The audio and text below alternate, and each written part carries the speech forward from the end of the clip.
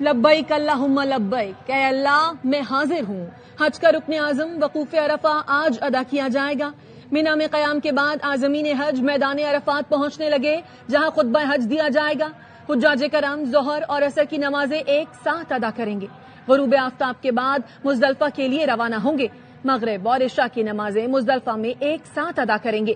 حجاج رات مزدلفہ میں کھلے آسمان تلے گزاریں گے اور رمی کے لیے کنکریاں چنیں گے۔ حاجی فجر کے بعد رمی کے لیے جمرات جائیں گے۔ بڑے شیطان کو کنکریاں مارنے کے بعد قربانی کریں گے، سر منڈوائیں گے اور احرام کھول دیں گے۔ Today we are like two souls and one heart. Our hearts beat together. China in terms of economic power is second to none. China in terms of military power is at par with the most powerful nation in this world. پاک چین دوستی کی جڑیں بہت گہری ہیں۔ آج ہم یکجان دو قالب ہیں۔ وزیر اعظم شہباز شریف کا پاکستان اور چین کے سفارتی تعلقات کے 75 سال مکمل ہونے پر تقریب سے خطاب۔ کہا، معاشی اور عسکری میدان میں چین کا کوئی مقابلہ نہیں۔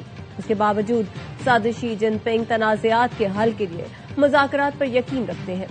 شہباز شریف نے پاک چین ایگریکلچر تعاون پر ورکشاپ سے خطاب میں کہا، آہنی دوستی کو زراعت، صنعت، تحقیق و ترقی اور دیگر اسٹریٹجک شعبوں میں انقلاب میں تبدیل کریں گے۔ وزیر اعظم کا IBI کارپوریشن کے ہیڈ کوارٹرز کا بھی دورہ۔ پاک چین اقتصادی اور تکنیکی تعاون کو مزید وسعت دینے کے عزم کا اعادہ۔ شہباز شریف نے بیجنگ میں چینی کاروباری وفود سے ملاقاتیں کی۔ وزیر اعظم چین کا 4 روزہ دورہ مکمل کر کے وطن واپس روانہ۔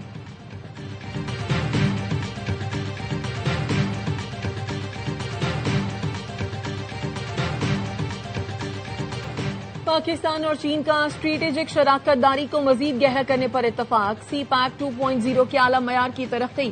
گوادر پورٹ کو علاقائی رابطہ مرکز بنانے پر بھی اتفاق کیا گیا۔ وزیر اعظم شہباز شریف کے دورہ چین پر مشترکہ اعلامیہ جاری۔ دونوں ملکوں میں دفاعی، انسداد دہشت گردی تعاون مزید مضبوط بنانے پر اتفاق۔ جنوبی ایشیا میں امن و استحکام برقرار رکھنے، یک طرفہ اقدامات کی مخالفت، تنازعات مذاکرات سے حل کرنے پر زور دیا۔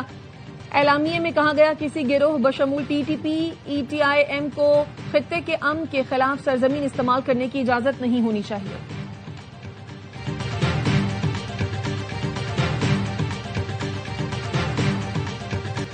پاکستان کے ثالث کردار کی عالمی سطح پر پذیرائی۔ TRT کا کہنا ہے، امریکہ ایران کشیدگی کے دوران پاکستان قابل اعتماد ثالث کے طور پر سامنے آیا۔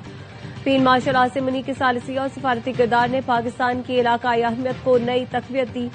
فیلڈ مارشل عاصم منیع حقیقت پسند اور نتائج پر مبنی سفارتی انداز رکھنے والی شخصیت کے طور پر سامنے آئے۔ ان کی سفارتکاری تشہیر کے بجائے خاموش روابط اور بیک چینل ڈپلومیسی پر مبنی ہے۔ مشکل حالات میں بھی امریکہ ایران کے درمیان روابط کا سلسلہ برقرار رکھا۔ پاک بھارت کشیدگی کے بعد فیلڈ مارشل عاصم منیع کی عسکری اور سفارتی ساکھ مزید مضبوط ہوئی۔ پاک سعودی دفاعی معاہدے نے پاکستان کے علاقائی ساکھ کو مضبوط کیا۔ فیلڈ مارشل عاصم منیع نے پاکستان کی مغربی سرحدوں پر دہشت گردی کے خلاف سخت موقف اپنایا۔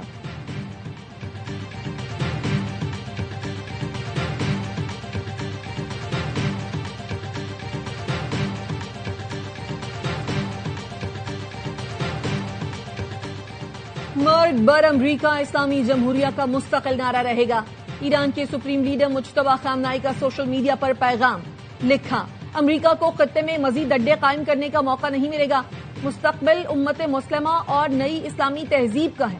اب وقت کی سوئی کسی صورت پیچھے نہیں جائے گی۔ خطے کی غیور قومیں اور سرزمین اب امریکی فوجی اڈوں کے لیے ڈھال نہیں بنیں گی۔ خلیج میں امریکی شرارتوں کے لیے کوئی محفوظ پناہ گاہ باقی نہیں بچی۔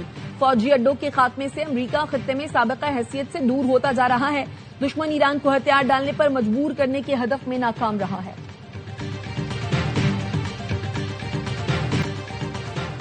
پاسداران انقلاب کا فضائی حدود کی خلاف ورزی پر امریکی ڈرون مار گرانے کا دعویٰ۔ پاسداران انقلاب کے مطابق MQ-9 ریپر ڈرون ایرانی حدود میں داخل ہوا تھا، جسے تباہ کر دیا گیا۔ جنگ بندی کی خلاف ورزیوں پر بھرپور جواب دینے کا حق محفوظ رکھتے ہیں۔ ایران کا امریکی اقدامات پر فیصلہ کن اور قانونی رد عمل کا انتباہ۔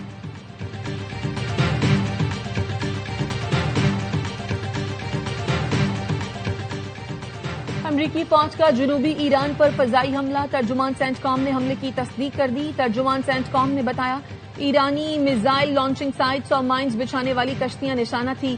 امریکی فوجیوں کو ایرانی خطرات سے بچانے کے لیے دفاع میں حملے کیے۔ ترجمان کا مزید کہنا تھا امریکی سینٹرل کمانڈ جنگ بندی کے دوران تحمل کے ساتھ دفاع کر رہی ہے۔ ایرانی میڈیا نے بندر عباس پر 3 حملوں کی تصدیق کر دی۔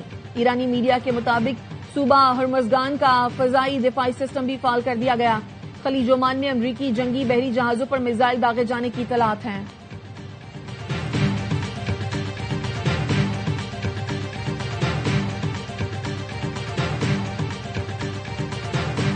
I think our position is well stated. The President had a very important, I think, historic call just a couple days ago with a number of leaders from the region. I think there's strong alignment and agreement on what a preliminary draft should look like. It's going to take a couple days to settle on even down to the disagreements over a word. Iran کے ساتھ معاہدہ اب بھی ممکن ہے۔ امریکی وزیر خارجہ مارکو روبیو کہتے ہیں قطر میں مذاکرات ہوئے ہیں، دیکھنا ہوگا کوئی پیش رفت ہو سکتی ہے یا نہیں۔ صدر ٹرمپ نے اس کام کو انجام دینے کی خواہش ظاہر کی ہے، یا تو وہ ایک اچھا معاہدہ حاصل کریں گے یا کوئی معاہدہ نہیں کریں گے۔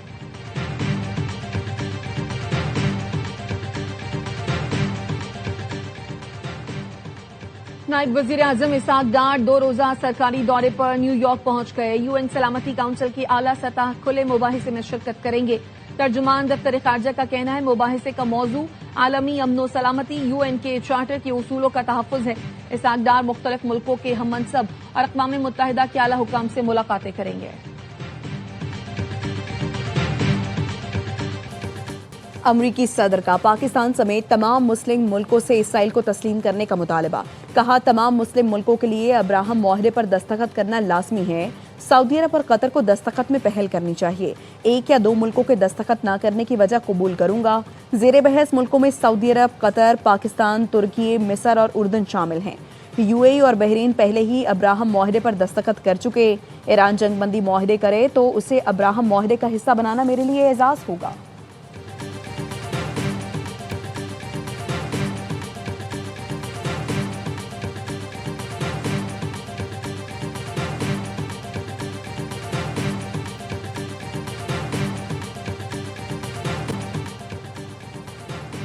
PTI کے 50 سے زائد MPs نے وزیراعلیٰ KP کے خلاف گروپ بنا لیا۔ ذرائع کا کہنا ہے بانی PTI بھی سہیل آفریدی کی کارکردگی سے نالاں ہیں۔ KP حکومت کے لیے بجٹ کی منظوری میں مشکلات کا خدشہ۔ سہیل آفریدی نے محسن نقوی سے ملاقات بھی اسی مشکل سے نکلنے کے لیے کی تھی۔ مولانا فضل الرحمان سے بھی وزیراعلیٰ KP نے حمایت مانگی۔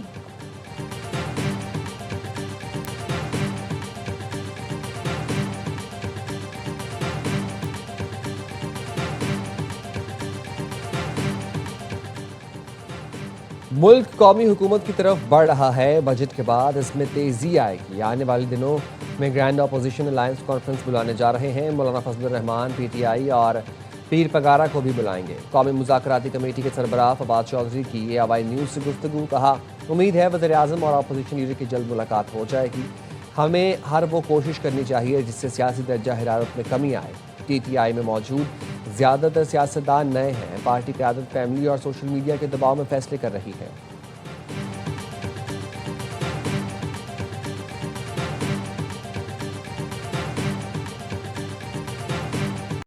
عید قربہ میں صرف 1 روز باقی۔ قصور کے شہری مہنگائی کے باعث بکرے اور دمبے پر گائے کو ترجیح دینے لگے۔ کوئٹہ اور پشاور کی مویشی منڈیوں میں بھی بھاؤ تاؤ جاری۔ اسکردو کی مویشی منڈی میں فروغ کے لیے دستیاب ہے۔ گھر پر لائے گئے جانوروں کی خاطر مدارت کا سلسلہ جاری۔ پاکستان سمیت دنیا بھر میں بوہری برادری آج عید الاضحیٰ منا رہی ہے۔ کراچی میں مرکزی اجتماع طاہری مسجد میں ہوا۔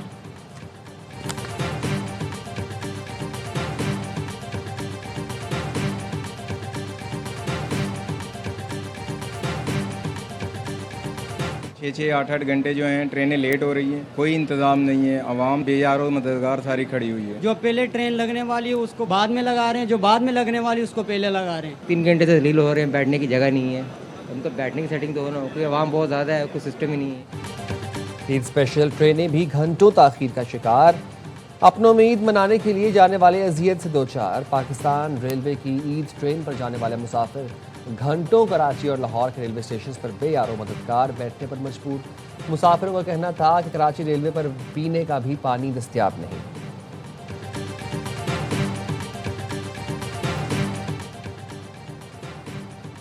آئندہ بجٹ میں حکومت کی آئل مارکیٹنگ کمپنیوں سے 72 ارب روپے ون فال منافع واپس لینے کی تیاری. وزارت خزانہ ذرائع کے مطابق آئندہ مالی سال میں آئل مارکیٹنگ کمپنیوں سے ون فال گین ٹیکس وصول کیا جا سکتا ہے. آئل مارکیٹنگ کمپنیوں نے خطے کی کشیدگی کے دوران پیٹرولیم مصنوعات پر منافع کمایا. رقم واپس لے کر پیٹرولیم سبسڈی بجلی نرخوں میں ریلیف اور مالی خسارہ کم کرنے کے لیے استعمال کی جا سکتی ہے. او ایم سیز کے 72 ارب روپے کے غیر معمولی منافع کو قانونی اور مالیاتی طریقے سے واپس کیا جا سکتا ہے.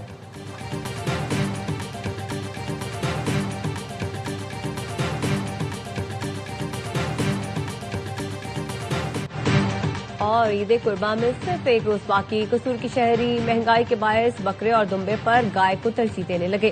کوئٹہ اور پشاور کی مویشی منڈیوں میں بھی بھاؤ تاؤ جاری. اسکردو کی مویشی منڈی میں یوک فروخت کے لیے دستیاب ہے. گھر پر لائے گئے جانوروں کی خاطر مدارت کا سلسلہ جاری. پاکستان سمیت دنیا بھر میں بوہری برادری آج عید الاضحیٰ منا رہی ہے. کراچی میں مرکزی اجتماع طاہری مسجد میں ہوا.